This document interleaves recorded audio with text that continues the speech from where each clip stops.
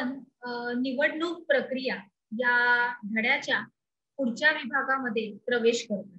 चला तर आता पुढचं मुक्त आणि न्याय निवडणुका या घेण्यासमोरील काही आव्हानं आहेत.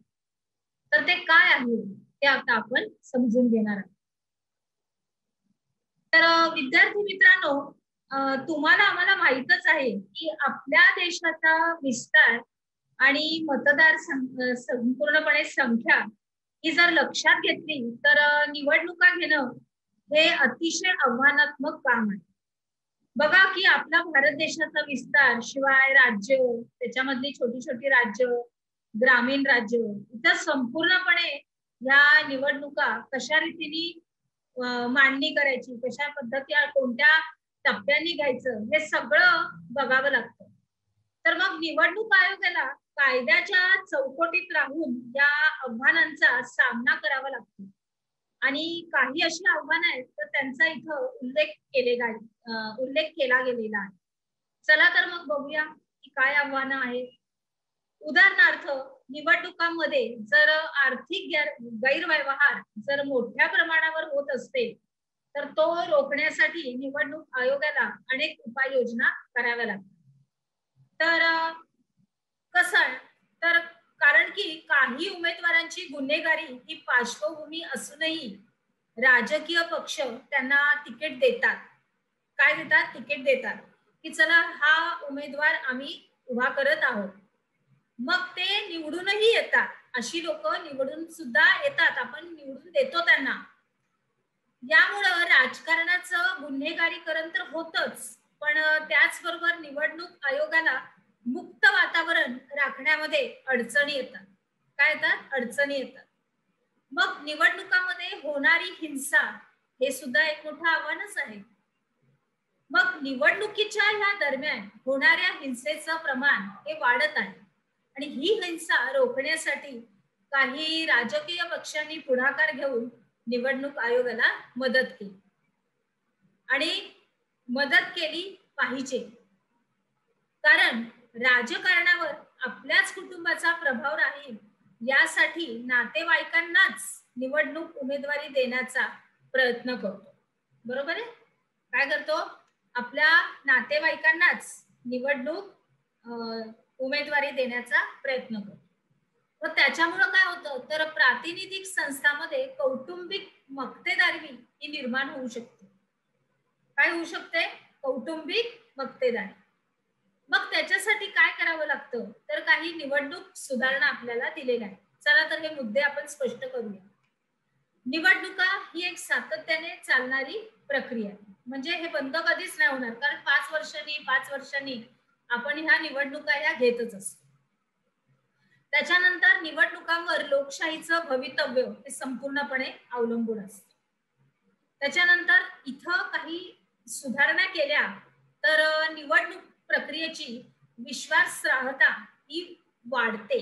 त्याच्यामुळं संपूर्णपणे एक आत्मविश्वास निर्माण होतो, एक विश्वासार्हता निर्माण होते.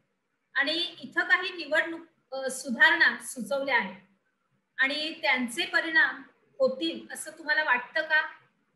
आपल्यालाच हे प्रश्न आहे. विद्यार्थी मित्रांनो, मी सुद्धा तुमच्या बरोबर याच्यामध्ये सामील आहे.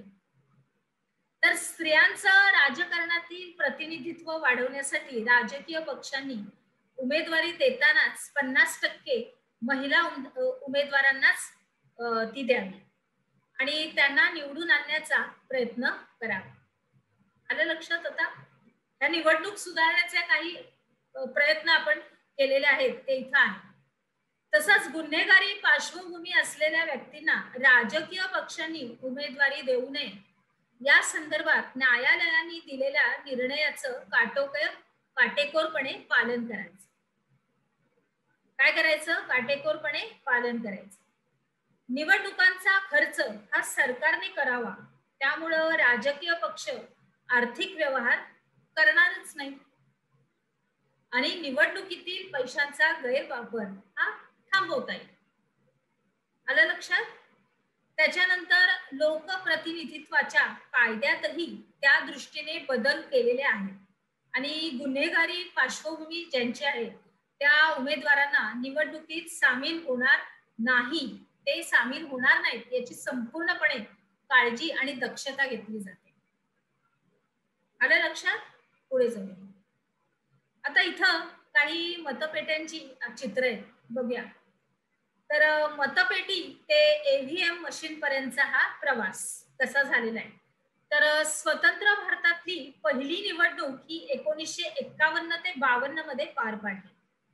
निवडणुकीच्या राजकारणाला आणि त्यातून लोकशाही व्यवस्थेला आकार देण्यासाठी या काळामध्ये खरी सुरुवात झाली. सुरुवातीच्या अनेक निवडणुकांमध्ये म्हणजे पहिल्या काळामध्ये ज्या निवडणुका व्हायच्या त्याच्यामध्ये मतपेट्यांचा वापर केला जाईल. तसंच 1990च्या दशकापासून मात्र इलेक्ट्रॉनिक वोटिंग मशीन आपण वापरण्यात येतो. याच्यानंतर मतदान करताना यंत्राचा वापर सुरू झाल्याने अनेक बाबी साध्य करता येतात. म्हणजे ईव्हीएम मशीनद्वारे दर्शवलेल्या उमेदवारांपैकी कोणालाही मत द्यायचं नसेल तर वरीलपैकी कोणीही नाही हा त्याच्यामध्ये मथळा आहे. म्हणजे त्याच्यामध्ये हा आहे मजकूर एक मांडणी केलेली आहे की तुम्हाला कोणालाच नाही मत द्यायचंय तर त्याच्याप्रमाणे सुद्धा तुम्हाला करता येतं. हा पर्याय सुद्धा तुम्हाला दिलेला आहे. तर मग दिव्यांग व्यक्तींनाही मतदान करणे सोपे जाऊ लागलं किंवा पर्यावरणाच्या रक्षणाला सुद्धा मदत झाली. विशेषतः वृक्ष तोडीला हा प्रतिबंध आला आणि निवडणुकीचे निकाल हे लवकर लागू लागले. पुढे आपण अजून एक प्रकार जाणून घ्यायचा आहे विद्यार्थी मित्र, की सार्वत्रिक निवडणुका या दर 5 वर्षांनीच होतात. म्हणजे लोकसभेच्या त्यांना सार्वत्रिक निवडणुका असं म्हणतात. मध्यवर्ती म्हणजे मध्यावधी निवडणुका म्हणजे निवडून आलेले सरकार मुदत पूर्ण व्हायच्या अगोदरच जर अल्पमतात आलं किंवा आघाडीचं शासन असल्यास अथवा घटक पक्षांनी आपला पाठिंबा काढून घेतला आणि सरकारचं बहुमत त्यावेळेस संपुष्टात येतं. मग काय होतं तर त्यावेळेस पर्यायी सरकार हे स्थापन करण्याची शक्यता नसेल तर अशा वेळेस मुदत पूर्ण होण्याआधीच परत निवडणुका घ्याव्या लागतात आणि मग त्या मध्यवर्ती निवडणुका म्हणून ओळखल्या जातात.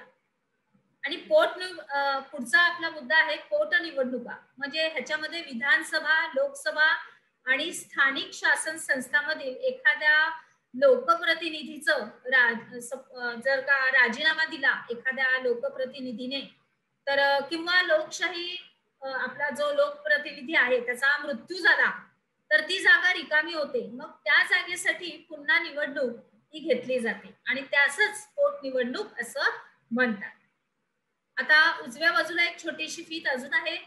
माहित आहे का तुम्हाला की 8 ऑक्टोबर 2010 रोजी निवडणूक आयोगानं तज्ज्ञाचा समावेश असलेल्या एका समितीची स्थापना केली होती.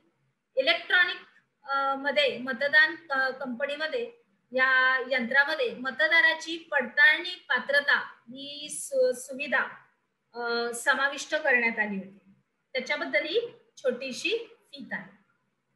चला तर मग आता आपण पुढे जाऊया. आपण काय शिकलो या विभागातले आपले प्रश्न असे आहेत की मुक्त व न्याय निवडणुका ह्या घेण्यासमोरील आव्हानं संक्षिप्त रूपाने तुम्ही स्पष्ट करायची. काय करायचंय की मुक्त व न्याय निवडणुका घेण्यासमोरील आव्हानं संक्षिप्त रूपाने तुम्ही स्पष्ट करायची आणि निवडणूक सुधारणा त्याच्यामध्ये हे पण तुम्हाला संक्षिप्त रूपाने स्पष्ट करायचं. चला तर मग आता आपण आपल्या पुढील विभागात प्रवेश करू.